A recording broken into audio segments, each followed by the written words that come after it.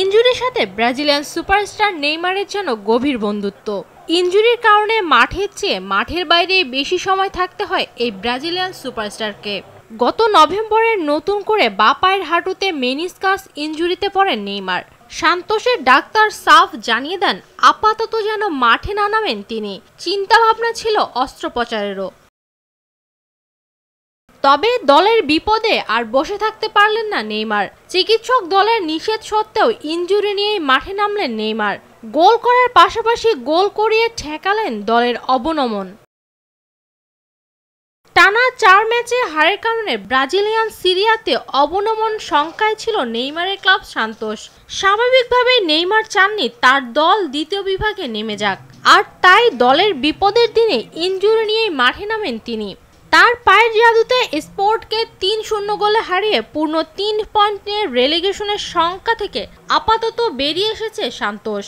ম্যাচে একটি গোল ও একটি অ্যাসিস্ট করেছেন নেইমার।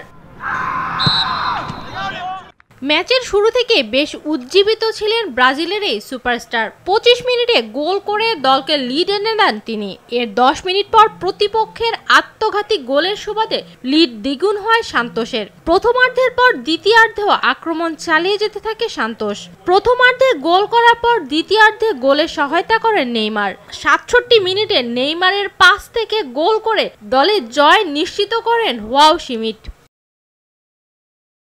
ম্যাচের 90তম মিনিটে মাঠ ছাড়েন নেইমার। ততক্ষণে অবশ্য 3-0 ব্যবধানে এগিয়ে থেকে জয় নিশ্চিত করে নেয় সান্তোস।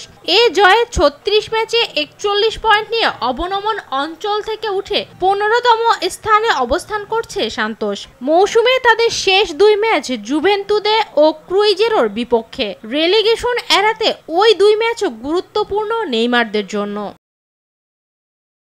নিবেদিতা বিনতে ওয়াদুদ, RTV।